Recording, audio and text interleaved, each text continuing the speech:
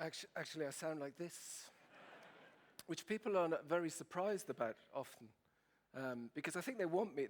I think they want me to sound like this. It's much nice, but I sound like this, and it doesn't meet people's expectations always. This is the point I'm trying to make. You know, when I speak this English like this, and I'm going to talk a lot about expectations, what people expect of Norwegians, and what I expected when I came here. People don't expect my kids to look like this, for example. They often expect them to look like this. And if I asked you, which one of these are my kids, which one would you say? These? Yeah, this is Emily and Christian, these are my kids. This is me and my sister in 1972. Yeah. Now, when my father first saw his grandchildren, it wasn't what he expected, you see. And you know, one of the things of cultural intelligence is being able to deal with the unexpected. He didn't deal with it that well because he looked at me and he said, "Pellegrino, I think you travel too much," he said. And that was, you know, expectations are so important. The other thing which is important is perception. The Norwegian word is oppfatning, okay? How you are perceived. Extremely important if you're working with other cultures. For example, I used to work for the Norske Veritas. I was there for 6 years. As an employee, traveling around the DNV world. And this is a fantastic company, very international, very Norwegian, which sells a unique product. It's called security and safety. You know, DNV people go on board a ship, a vessel. They will look at the vessel, the ship. When they're happy that the ship is safe to sail, they sign a certificate, they put a logo on the ship. It's fantastic. What makes it even more fantastic is the name. The Norske Veritas is a mixture of Latin and Norwegian, and it means the Norwegian truth. Did you know this? So when you see this logo on a ship, it means the ship is safe to sail. Not only that, but it is true. Not only is it true, but it is Norwegian true. And it works brilliantly because of people's perception. People get it, you know. Norway, true, that works. I'm not so sure it would work as well if it was called DIV. Do you know what I mean? It's sort of, you know, your ship is safe to sail. I tested personally. Yes. It doesn't work quite as well, yeah. But you see, perception is the truth. People's perception, my perception of you is my truth. That's the point about it, yeah? That's why I talk English, by the way, because I do speak Norwegian. But you see, when you talk English like I do, sort of Southern English, you get immediate respect. When you talk English like this and you wear a suit, people think I'm intelligent. So I use that, obviously, you know, to play on perception.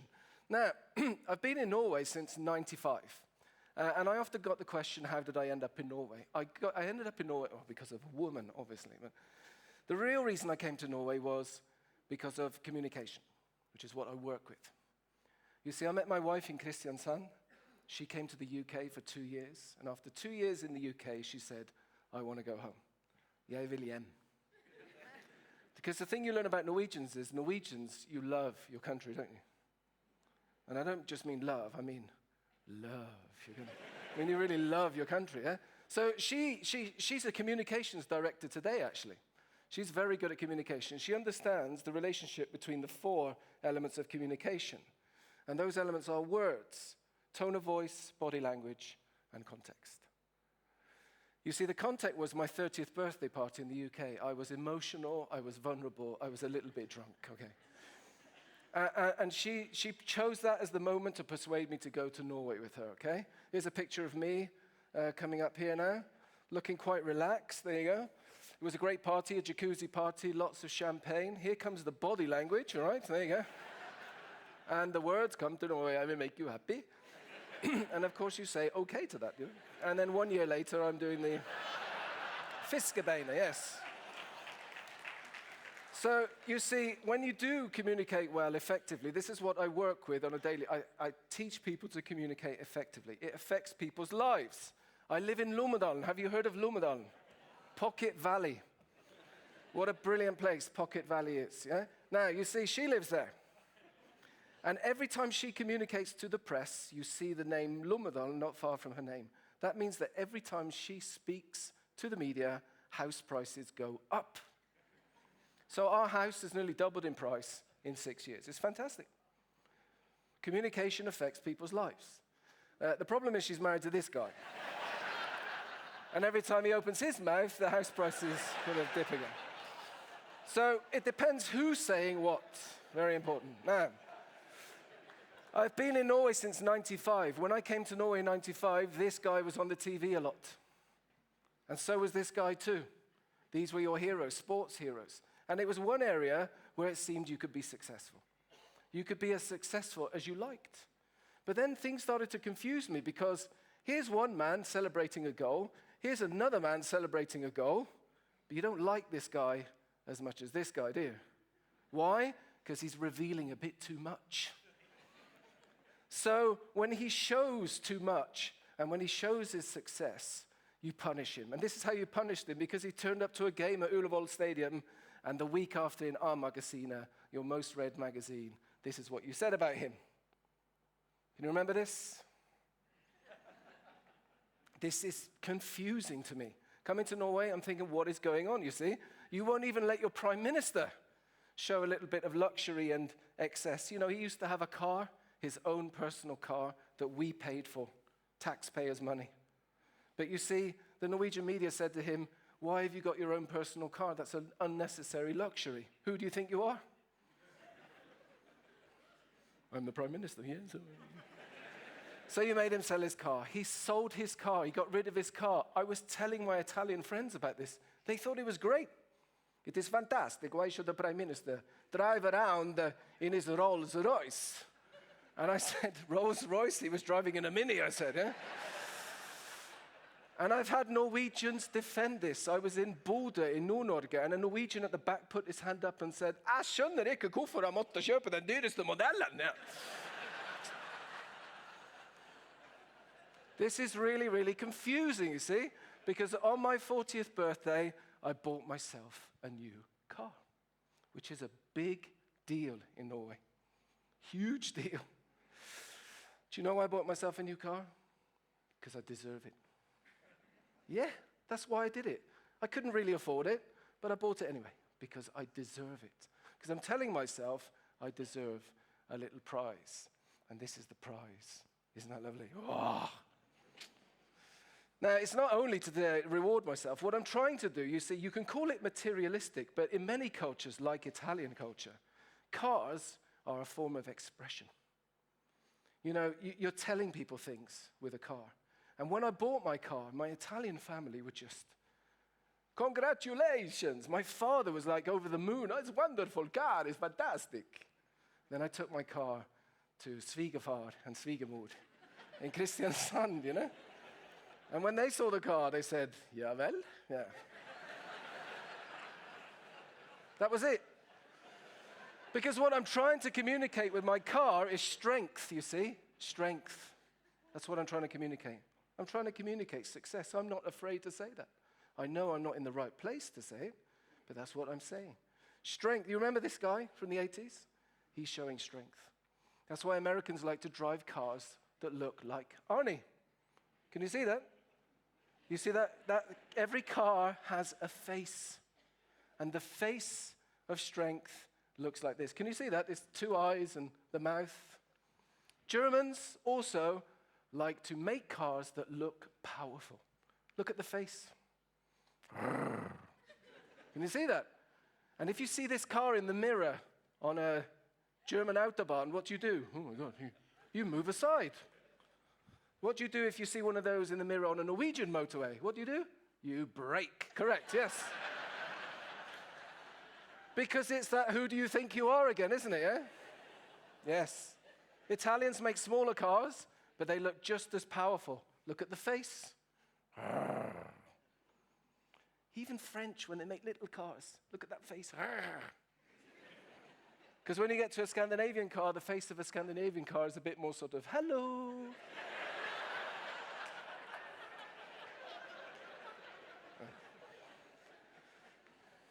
What is that face saying?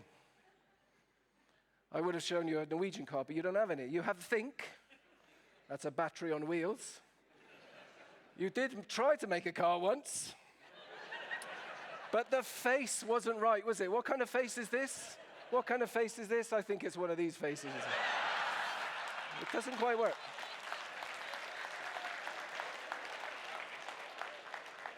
Oh, yeah, it doesn't work. Yes. And it's not expressing the right feelings. You see, I come from a culture, and I'm not alone. Most of the world comes from a culture where expressing your feelings is extremely important, both positive and negative feelings. Very, very important. And I've got an excellent little film for you. Do you remember a film called La Vita è Bella, Life is Beautiful? Roberto Benigni, brilliant film. He won an Oscar for it. I'd like to show you how Roberto Benigni tells the world he's happy to receive an Oscar. Have a look at this. And the Oscar goes to Roberto!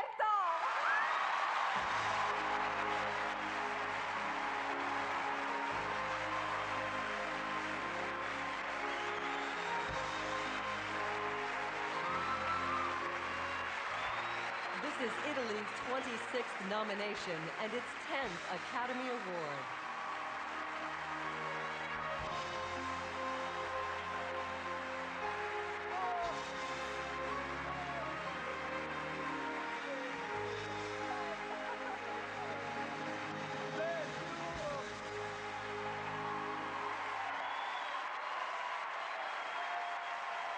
Fantastic, fantastic. Isn't that great? Isn't that great? You see, and he's allowed to do that. That's the point. He's allowed, he's expected to do that, and the perception of it is positive. Now, I'm quite Italian, but after 16 years in Norway, I've learned to calm down. I mean, I got married in Norges in Kristiansand. That's where we got married. And it was a very nice service, you know, very sort of, and then we went to the reception, and there were 70 guests, yeah? 65 Norwegians, 5 Italians, yeah? And the Norwegians were drinking their first champagne, you know.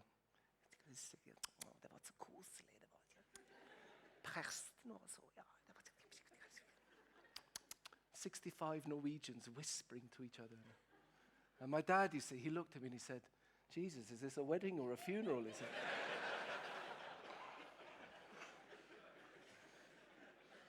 My wife said, what did your father say?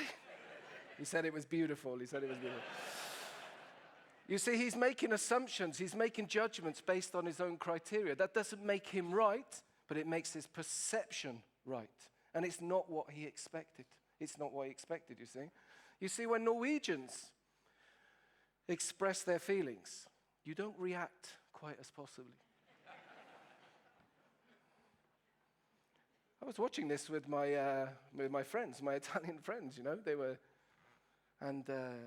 didn't understand what's going on. I said, she's just had a voldsom utbrud. And they were, is that an utbrud? They couldn't figure it out, you see. It's very difficult to express yourselves. And I'm thinking to myself, where does this all come from? The whole idea that you can't kind of stick your head up, you can't express yourself. Well, you can, but you have to do it in a very careful way, and you have to be so careful. And where does it all come from? Well, you know where it comes from, but I think this picture here has a lot to blame as well. You all know this picture, don't you? Yeah?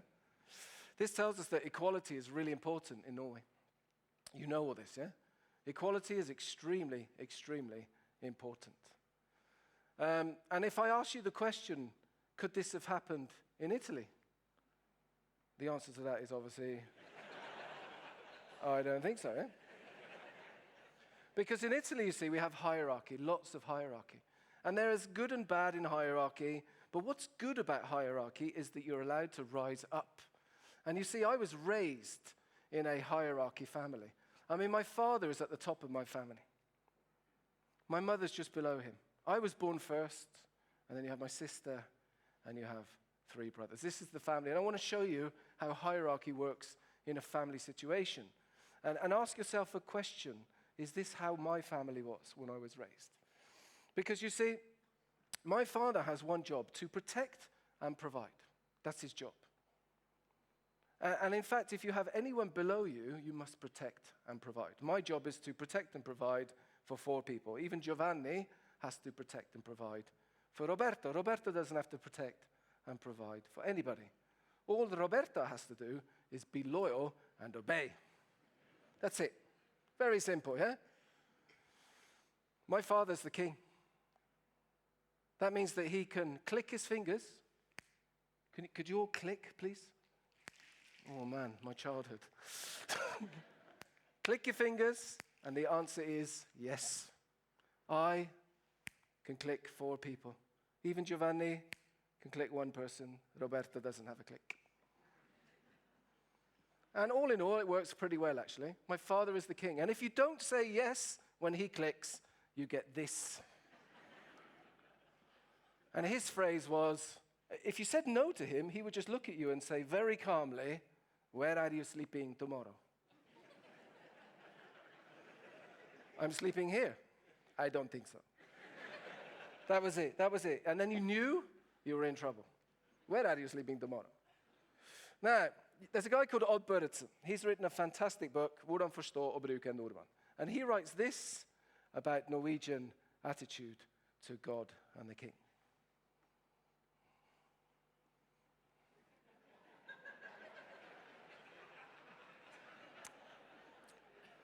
Yes. It's true, isn't it? This was my culture shock, you see. This was my culture shock because I was raised in this environment. I came to Norway. This is my family in Norway. And it's a bit different, you see, because I thought I would be at the top. I've been moved to the side a little bit, and my wife is next to me. And if I try this with my wife, that's the response I get. She laughs at me. "Where are you sleeping tomorrow?" And then she says to me, "I'm sleeping with Lars. Where are you sleeping?" Yes. It doesn't work. I can't even click my daughter, you see. I can't even click my daughter. "Emily, in the car. Papa's late. Let's go." "Vent, pappa, jeg bare tegner litt. I know, very nice, but I told you, let's go in the car now. "Vent litt, pappa, jeg er ikke ferdig ennå. "Emily, I haven't got time for this. I'm stressed. Please, let's go in the car. Now. "Vent, pappa, jeg må ikke over streken her. "Emily, I'm getting really tired." "Pappa, jeg sa du må vente." Those 3 words. Because Norwegian is a simple language, you know? I mean, I speak Norwegian now. I know. It's simple, straightforward. It's great. Very efficient language. Du må vente. Little words. Du må vente. It's like a dog. Du må vente. And I'm not used to dogs barking at me, you see. Now, how do I deal with this? Because you see, one thing that culture is a programming, and I'm programmed to deal with problems in a certain way. The Italian way, yeah? And you know what way that is? That is this way here. Does it work? It doesn't work at all, does it? In fact, it makes the whole situation a lot worse, actually. Yes. And then she comes downstairs, and she says to me, "What's going on?" "Papa, kjefter på meg!" And she looks at me and she says, "Stop that right now, Mussolini," she says to me. Suddenly the perception of me is Mussolini, you see. Now, what's the point of all this? The point is I'm trying to be a successful, powerful, protective father. Because that's the way I was raised. It's all good. And yet the perception of my way of doing that is a very, very different thing. It's quite negative. So what do? I need to adapt. And adapting is a lot more difficult than you would think. And what's sad for me is that, being called Mussolini, they're not seeing my positive intentions. And this is the point about working with other cultures. Cultures are driven by doing the right thing. But they often do the right thing in the wrong place. And it affects leadership, yeah? Look at this guy. This is an Italian football manager. Can you see his body language? He's a clicker. Can you see that? He's a clicker. He's a clicker too. And look at the way he dresses. Look at the way these people dress. It's all about power and showing success, actually. This would not work in Norway. In Norway, you see, a football manager has to look a lot more nøktern and a lot more down to earth. He has to be a bit more like this. He's the best we have, yes. The Swedes aren't much better. And the most laid back of all are the Danes, of course. They're very laid back. Can you see that? Yes. But this is all well and good. But let's say you could. Let's say you were allowed to tell people that you were successful. You were actually allowed to do that. You know, janteloven didn't exist. My question to you is, who would you tell? Because the other thing in Norway is the space we have is, it's incredible. We have so much space here. I mean, you know this as well, but sometimes we take this for granted. Even me, after 16 years, this space is unbelievable. You know, when my father first came to Norway, he noticed the space too. But it didn't make him feel calm and peaceful. He looked at me and he said, Pellegrino, where is everybody? He said, he doesn't sleep at night because it's too quiet. Yeah, this is all true. And you know, one of the biggest problems of immigrants, especially from the Asian cultures, Latin American, they're hungry for interaction. We struggle to get meaningful interaction. Of course, the media will write that it's called fremmedfrykt. It's not fremmedfrykt. It's not that. It's that they don't quite understand the need for space and the lower need for interaction generally in Norway. That's what they don't get. Because, you know, when I first came to Norway, I would hang out on the beaches because I had no work when I first came. I was learning Norwegian. And this is a beach in Norway. Look at the space between the people. Can you see that? And it's almost exactly the same space between every group. It's like they measure it or something, yeah? Yeah. Very important. This is my personal space. Look at me. It's very different to an Italian beach, of course. Very different indeed. And a Brazilian beach, I mean, it's just... And it's space, you see, space. And how do you interact on this beach? Because there are certain very, very hard rules. Rule number 1, stay close to the sand. Rule number 2, don't get up and walk unless you have a good reason, like going to the water. Yeah. Rule number 3, don't look people directly in the eye for too long. Hi. That's exactly the response I got when I tried to talk to Norwegians. Hi. Hi. Hi.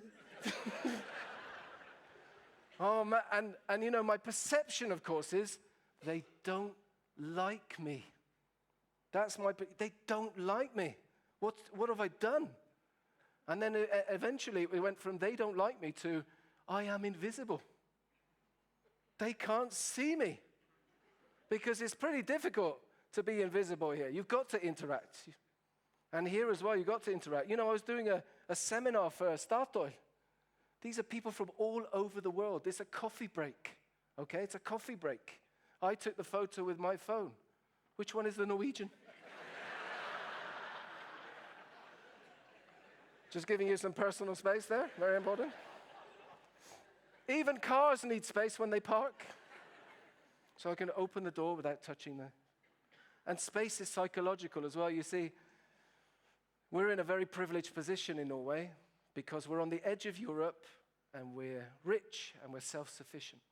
And this has been a gradual process, yeah? Your history, it began in 1814 when we separated from Denmark and then we separated from Sweden and then we kicked the Germans out and then we found oil. So we became independent financially. And then we said no to the EU, and then we said no again.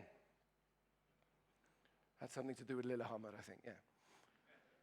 You know, blue sky, white snow, yeah. Small, self-sufficient, independent country, suffering from something I call the Norwegian, we don't need you syndrome. Yeah. We don't need you, Denmark. We don't need you, Sweden. We don't need you, Germany. We don't need you, world. We have oil money.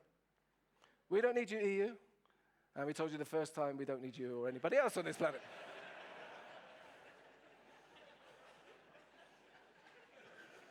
And yeah.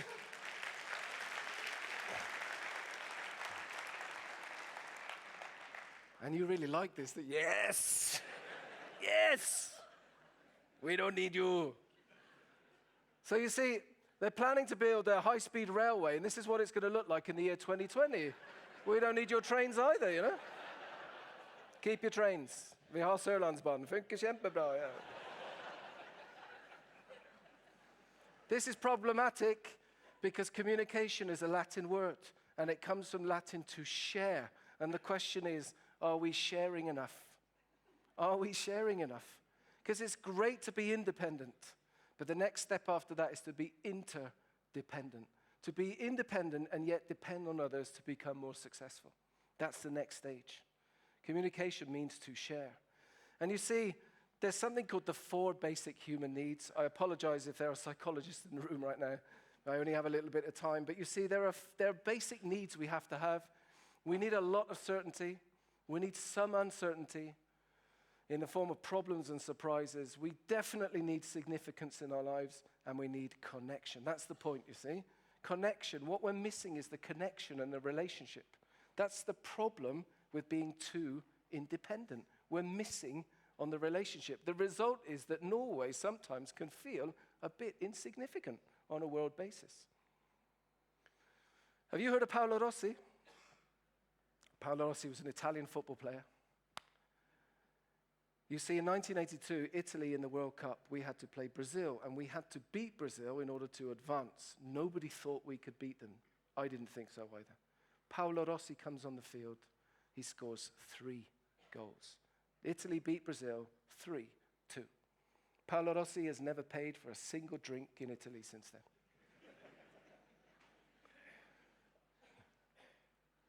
This is my son, Pellegrino Riccardi. He knows about Paolo Rossi. He's also a really good football player, actually. He loves playing football. He smiles when he plays. And I said to Christian one day, Christian, vem är bäst I fotboll I din klasse? And he said to me, Papa,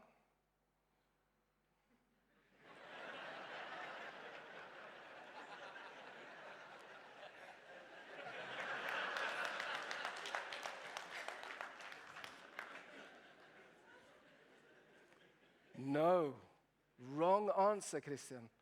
Because the thing I'm trying to tell him is, I'm not saying you have to be best, Christian. I'm saying it's okay to be best. You can be best, middle, or worst. I don't care. I love you just the same.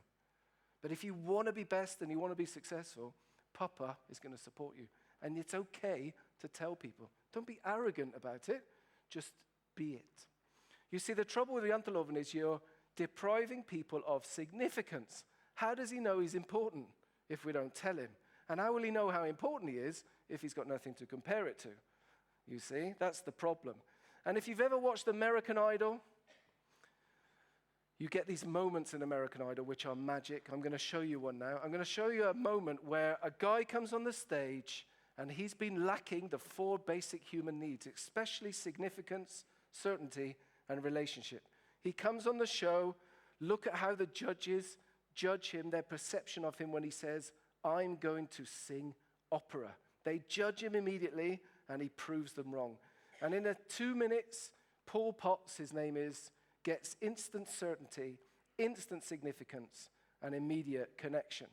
I'm going to play this to you now. Enjoy this. But for the next contestant, the world of showbiz seems a million miles away. It's Paul, a mobile phone salesman from South Wales. By day, I sell mobile phones.